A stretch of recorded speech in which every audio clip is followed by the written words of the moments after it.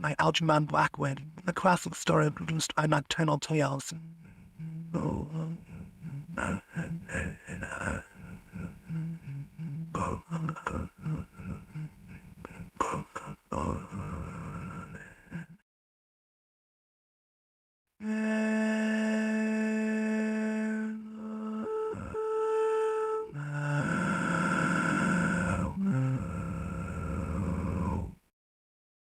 When the words, "not guilty," sounded through the crowded courtroom that dark December afternoon, Arthur Wilbraham, the great criminal KC and leader for the triumphant defense, was represented by his junior. But Johnson, his private secretary, carried the verdict across to his chambers like lightning. "It's what we expected, I think," said the barrister without emotion, "and personally, I am glad the case is over." There was no particular sign of pleasure that his defense of John Turk, the murderer, on a plea of insanity, had been successful, for no doubt he felt, as everybody who had watched the case felt, that no man had ever better deserved the gallows. "I'm glad too," said Johnson. He had sat in the court for 10 days, watching the face of the man who had carried out with callous detail one of the most brutal and cold-blooded murders of recent years. B. Counsel glanced up at his secretary. They were more than employer and employed. For family and other reasons, they were friends. "Ah, I remember. Yes," he said with a kind smile. "And you want to get away for Christmas? You're going to skate and ski in the Alps, aren't you? If I was your age, I'd come with you." Johnson laughed shortly.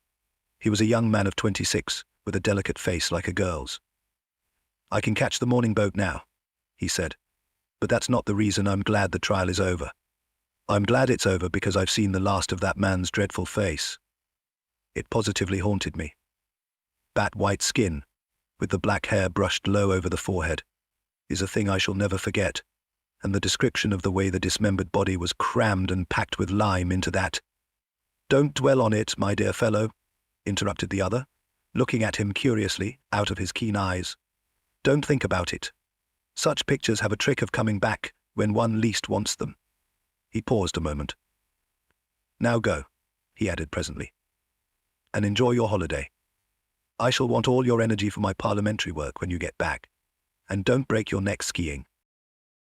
Johnson shook hands and took his leave. At the door, he turned suddenly. "I knew there was something I wanted to ask you," he said. "Would you mind lending me one of your kit bags? It's too late to get one tonight, and I leave in the morning before the shops are open." "Of course. I'll send Henry over with it to your rooms. You shall have it the moment I get home." "I promise to take great care of it," said Johnson gratefully, delighted to think that within 30 hours he would be nearing the brilliant sunshine of the high Alps in winter. Be thought of that criminal court was like an evil dream in his mind. He dined at his club and went on to Bloomsbury, where he occupied the top floor in one of those old, gaunt houses in which the rooms are large and lofty. The floor below his own was vacant and unfurnished, and below that were other lodgers whom he did not know. It was cheerless, and he looked forward heartily to a change. The night was even more cheerless. It was miserable, and few people were about. A cold, sleety rain was driving down the streets before the keenest east wind he had ever felt. It howled dismally among the big, gloomy houses of the great squares, and when he reached his rooms, he heard it whistling and shouting over the world of black roofs beyond his windows. In the hall, he met his landlady, shading a candle from the draughts with her thin hand. "This come by a man from Mr. Wilbraham's, sir." She pointed to what was evidently the kit bag, and Johnson thanked her and took it upstairs with him. "I shall be going abroad in the morning for 10 days, Mrs. Monks," he said. "I'll leave an address for letters." "And I hope you'll have a Merry Christmas, sir," she said, in a raucous, wheezy voice that suggested spirits. "And better weather than this." "I hope so too," replied her lodger, shuddering a little as the wind went roaring down the street outside. When he got upstairs, he heard the sleet volleying against the window panes. He put his kettle on to make a cup of hot coffee, and then set about putting a few things in order for his absence. "And now I must pack," such as my packing is, he laughed to himself, and set to work at once. He liked the packing, for it brought the snow mountain so vividly before him, and made him forget the unpleasant scenes of the past 10 days. Besides, it was not elaborate in nature. His friend had lent him the very thing, a stout canvas kit bag, sack-shaped, with holes round the neck for the brass bar and padlock. It was a bit shapeless, true, and not much to look at, but its capacity was unlimited, and there was no need to pack carefully.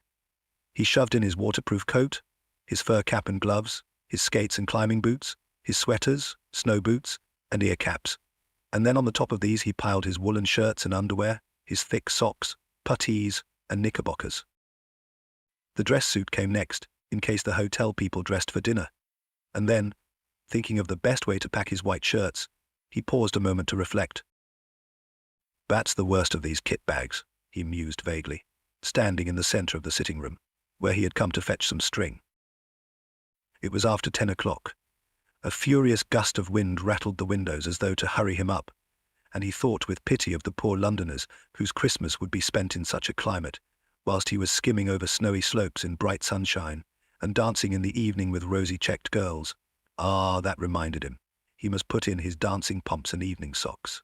He crossed over from his sitting room to the cupboard on the landing where he kept his linen. And as he did so, he heard someone coming softly up the stairs. He stood still a moment on the landing to listen. It was Mrs. Monks's step, he thought. She must be coming up with the last post. But then the step ceased suddenly, and he heard no more. They were at least 2 flights down, and he came to the conclusion they were too heavy to be those of his bibulous landlady. No doubt they belonged to a late lodger who had mistaken his floor. He went into his bedroom and packed his pumps and dress shirts as best he could. B kit bag by this time was 2/3 full, and stood upright on its own base like a sack of flour. For the first time he noticed that it was old and dirty, the canvas faded and worn, and that it had obviously been subjected to rather rough treatment. It was not a very nice bag to have sent him, certainly not a new one, or one that his chief valued. He gave the matter a passing thought, and went on with his packing. Once or twice, however, he caught himself wondering who it could have been wandering down below, for Mrs. Monks had not come up with letters, and the floor was empty and unfurnished. From time to time, moreover, he was almost certain he heard a soft tread of someone padding about over the bare boards, cautiously, stealthily, as silently as possible, and further, that the sounds had been lately coming distinctly nearer. For the first time in his life, he began to feel a little creepy. Then, as though to emphasize this feeling, an odd thing happened. As he left the bedroom, having just packed his recalcitrant white shirts, he noticed that the top of the kit bag lopped over towards him with an extraordinary resemblance to a human face. Becamus fell into a fold like a nose and forehead, and the brass rings for the padlock just filled the position of the eyes. A shadow, or was it a travel stain? For he could not tell exactly. Looked like hair. It gave him rather a turn, for it was so absurdly, so outrageously, like the face of John Turk the murderer. He laughed and went into the front room, where the light was stronger. That horrid case has got on my mind, he thought. I shall be glad of a change of scene and air. In the sitting room, however, he was not pleased to hear again that stealthy tread upon the stairs, and to realize that it was much closer than before, as well as unmistakably real. And this time, he got up and went out to see who it could be creeping about on the upper staircase at so late an hour. But the sound ceased. There was no one visible on the stairs. He went to the floor below, not without trepidation, and turned on the electric light to make sure that no one was hiding in the empty rooms of the unoccupied suite. There was not a stick of furniture large enough to hide a dog. Then he called over the banisters to Mrs. Monks, but there was no answer, and his voice echoed down into the dark vault of the house, and was lost in the roar of the gale that howled outside. Everyone was in bed and asleep, everyone except himself and the owner of this soft and stealthy tread. My absurd imagination, I suppose, he thought. It must have been the wind after all, although it seemed so very real and close, I thought. He went back to his packing. It was by this time getting on towards midnight. He drank his coffee up and lit another pipe, the last before turning in. It is difficult to say exactly at what point fear begins, when the causes of that fear are not plainly before the eyes. Impressions gather on the surface of the mind, film by film, as ice gathers upon the surface of still water, but often so lightly that they claim no definite recognition from the consciousness. Then a point is reached where the accumulated impressions become a definite emotion, and the mind realizes that something has happened. With something of a start, Johnson suddenly recognized that he felt nervous, oddly nervous. Also, that for some time past, the causes of this feeling had been gathering slowly in his mind, but that he had only just reached the point where he was forced to acknowledge them. It was a singular and curious malaise that had come over him, and he hardly knew what to make of it. He felt as though he were doing something that was strongly objected to by another person, moreover, who had some right to object. It was a most disturbing and disagreeable feeling, not unlike the persistent promptings of conscience. Almost, in fact, as if he were doing something he knew to be wrong. Yet, though he searched vigorously and honestly in his mind, he could nowhere lay his finger upon the secret of this growing uneasiness, and it perplexed him. More, it distressed and frightened him. "Pure nerves, I suppose," he said aloud with a forced laugh. "Mountain air will cure all that." "Ah," he added, still speaking to himself, "and that reminds me. My snow glasses." He was standing by the door of the bedroom during this brief soliloquy, and as he passed quickly towards the sitting room to fetch them from the cupboard, he saw out of the corner of his eye the indistinct outline of a figure standing on the stairs a few feet from the top. It was someone in a stooping position, with one hand on the banisters, and the face peering up towards the landing. And at the same moment, he heard a shuffling footstep. The person who had been creeping about below all this time had at last come up to his own floor. Who in the world could it be? And what in the name of heaven did he want? Johnson caught his breath sharply and stood stock still. Then, after a few seconds' hesitation, he found his courage and turned to investigate. The stairs, he saw to his utter amazement, were empty. There was no one. He felt a series of cold shivers run over him, and something about the muscles of his legs gave a little and grew weak. For the space of several minutes, he peered steadily into the shadows that congregated about the top of the staircase where he had seen the figure, and then he walked fast, almost ran, in fact, into the light of the front room. But hardly had he passed inside the doorway when he heard someone come up the stairs behind him with a quick bound and go swiftly into his bedroom. It was a heavy, but at the same time, a stealthy footstep, the tread of somebody who did not wish to be seen. And it was at this precise moment that the nervousness he had hitherto experienced leaped the boundary line and entered the state of fear, almost of acute, unreasoning fear. Before it turned into terror, there was a further boundary to cross, and beyond that, again, lay the region of pure horror. Johnson's position was an unenviable one. By Jove! That was someone on the stairs then, he muttered, his flesh crawling all over. And whoever it was has now gone into my bedroom. His delicate, pale face turned absolutely white, and for some minutes he hardly knew what to think or do. Then he realized intuitively that delay only set a premium upon fear, and he crossed the landing boldly and went straight into the other room, where, a few seconds before, the steps had disappeared. "Who's there? Is that you, Mrs. Monks?" he called aloud as he went, and heard the first half of his words echo down the empty stairs, while the second half fell dead against the curtains in a room that apparently held no other human figure than his own. "Who's there?" he called again, in a voice unnecessarily loud, and that only just held firm. "What do you want here?" The curtains swayed very slightly, and, as he saw it, his heart felt as if it almost missed a beat. Yet he dashed forward and drew them aside with a rush. A window, streaming with rain, was all that met his gaze. He continued his search, but in vain. The cupboards held nothing but rows of clothes, hanging motionless, and under the bed there was no sign of anyone hiding. He stepped backwards into the middle of the room, and, as he did so, something all but tripped him up. Turning with a sudden spring of alarm, he saw the kit bag. Odd, he thought. That's not where I left it. A few moments before, it had surely been on his right, between the bed and the bath. He did not remember having moved it. It was very curious. What in the world was the matter with everything? Were all his senses gone queer? A terrific gust of wind tore at the windows, dashing the sleet against the glass with the force of small gunshot, and then fled away howling dismally over the waste of Bloomsbury roofs. A sudden vision of the Channel next day rose in his mind and recalled him sharply to realities. "There's no one here at any rate, that's quite clear," he exclaimed aloud. Yet at the time he uttered them, he knew perfectly well that his words were not true and that he did not believe them himself. He felt exactly as though someone was hiding close about him, watching all his movements, trying to hinder his packing in some way. "And two of my senses," he added, keeping up the pretense, "have played me the most absurd tricks. The steps I heard and the figure I saw were both entirely imaginary." He went back to the front room, poked the fire into a blaze, and sat down before it to think. What impressed him more than anything else was the fact that the kit bag was no longer where he had left it. It had been dragged nearer to the door.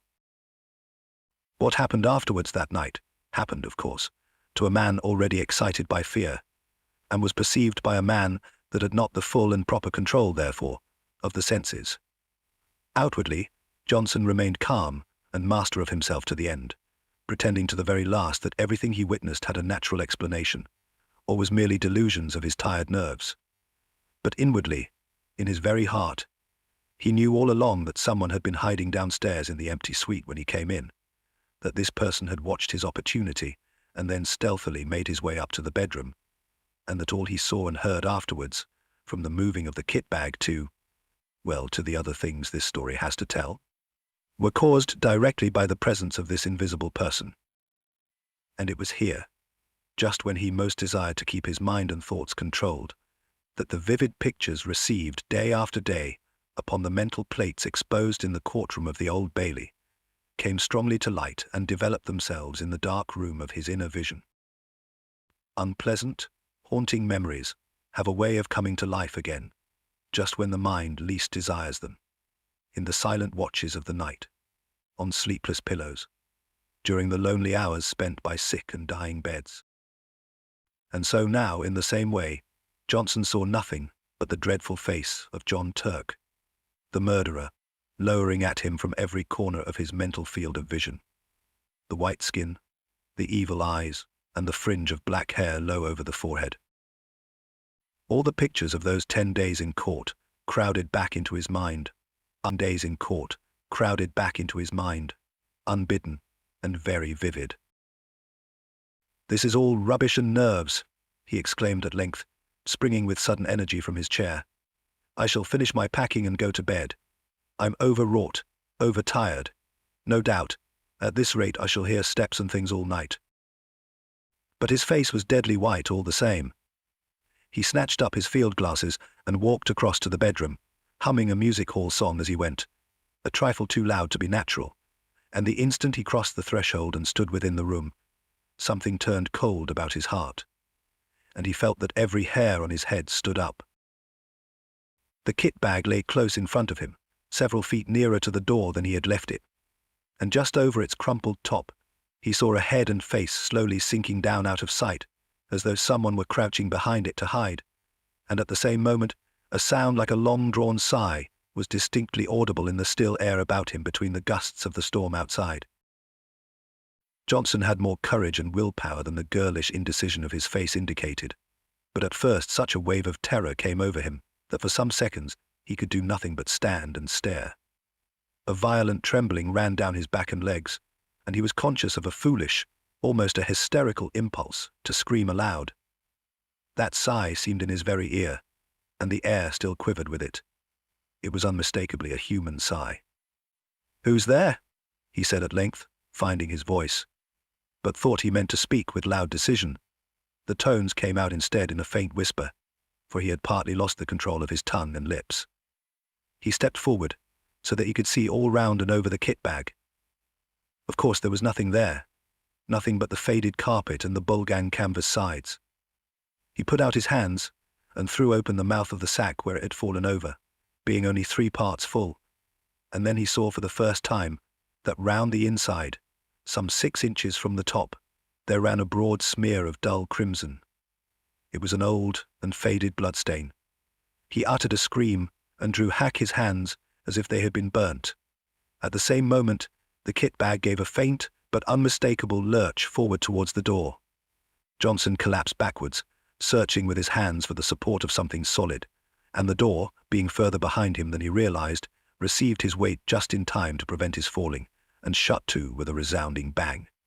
At the same moment, the swinging of his left arm accidentally touched the electric switch, and the light in the room went out. It was an awkward and disagreeable predicament, and if Johnson had not been possessed of real pluck, he might have done all manner of foolish things. As it was, however, he pulled himself together and groped furiously for the little brass knob to turn the light on again. But the rapid closing of the door had set the coats hanging on it a-swinging, and his fingers became entangled in a confusion of sleeves and pockets, so that it was some moments before he found the switch. And in those few moments of bewilderment and terror, 2 things happened that sent him beyond recall over the boundary, into the region of genuine horror. He distinctly heard the kit bag shuffling heavily across the floor in jerks, and close in front of his face sounded once again the sigh of a human being. In his anguished efforts to find the brass button on the wall, he nearly scraped the nails from his fingers. But even then, in those frenzied moments of alarm, so swift and alert are the impressions of a man keyed up by a vivid emotion, he had time to realize that he dreaded the return of the light, and that it might be better for him to stay hidden in the merciful screen of darkness. It was but the impulse of a moment, however, and before he had time to act upon it, he had yielded automatically to the original desire, and the room was flooded again with light. But the second instinct had been right. It would have been better for him to have stayed in the shelter of the kind darkness. For there, close before him, bending over the half-packed kit bag, clear as life in the merciless glare of the electric light, stood the figure of John Turk, the murderer. Not 3 feet from him the man stood, the fringe of black hair marked plainly against the pallor of the forehead, the whole horrible presentment of the scoundrel, as vivid as he had seen him day after day in the Old Bailey, when he stood there in the dock, cynical and callous, under the very shadow of the gallows. In a flash, Johnson realized what it all meant. The dirty and much-used bag, the smear of crimson within the top, the dreadful stretched condition of the bulging sides. He remembered how the victim's body had been stuffed into a canvas bag for burial, the ghastly, dismembered fragments forced with lime into this very bag, and the bag itself produced as evidence. It all came back to him as clear as day. Very softly and stealthily, his hand groped behind him for the handle of the door. But before he could actually turn it, the very thing that he most of all dreaded came about, and John Turk lifted his devil's face and looked at him. At the same moment, that heavy sigh passed through the air of the room, formulated somehow into words. "It's my bag, and I want it." Johnson just remembered clawing the door open, and then falling in a heap upon the floor of the landing, as he tried frantically to make his way into the front room. He remained unconscious for a long time, and it was still dark when he opened his eyes and realized that he was lying, stiff and bruised, on the cold boards. Then the memory of what he had seen rushed back into his mind, and he promptly fainted again. When he woke the second time, the wintry dawn was just beginning to peep in at the windows, painting the stairs a cheerless, dismal grey, and he managed to crawl into the front room and cover himself with an overcoat in the armchair, where at length he fell asleep. A great clamour woke him. He recognized Mrs. Monks's voice, loud and voluble. "What? You ain't been to bed, sir? Are you ill? Or has anything happened? And there's an urgent gentleman to see you, though it ain't 7 o'clock yet, and—" "Who is it?" he stammered. "I'm all right, thanks. Fell asleep in my chair, I suppose." "Someone from Mr. Wilbraham's, and he says he ought to see you quick before you go abroad, and I told him—" "Show him up, please, at once," said Johnson, whose head was whirling, and his mind was still full of dreadful visions. Mr. Wilbraham's man came in with many apologies, and explained briefly and quickly that an absurd mistake had been made, and that the wrong kit bag had been sent over the night before. Henry somehow got hold of the one that came over from the courtroom, and Mr. Wilbraham only discovered it when he saw his own lying in his room and asked why it had not gone to you, the man said. Oh, said Johnson stupidly. And he must have brought you the one from the murder case instead, sir, I'm afraid, the man continued, without the ghost of an expression on his face. The one John Turk packed the dead both in. Mr. Wilbraham's awful upset about it, sir, and told me to come over first thing this morning with the right one, as you were leaving by the boat. He pointed to a clean-looking kit bag on the floor, which he had just brought. And I was to bring the other one back, sir, he added casually. For some minutes, Johnson could not find his voice. At last, he pointed in the direction of his bedroom. Perhaps you would kindly unpack it for me. Just empty the things out on the floor. The man disappeared into the other room and was gone for 5 minutes. Johnson heard the shifting to and fro of the bag and the rattle of the skates and boots being unpacked. Thank you, sir, the man said, returning with the bag folded over his arm. And can I do anything more to help you, sir? What is it? Asked Johnson, seeing that he still had something he wished to say. The man shuffled and looked mysterious. Beg pardon, sir, but knowing your interest in the Turk case, I thought you'd maybe like to know what's happened. Yes. John Turk killed himself last night with poison immediately on getting his release, and he left a note for Mr. Wilbraham saying, as he'd be much obliged, they'd have him put away, same as the woman he murdered, in the old kit bag. What time did he do it? Asked Johnson. 10 o'clock last night, sir, the warden says.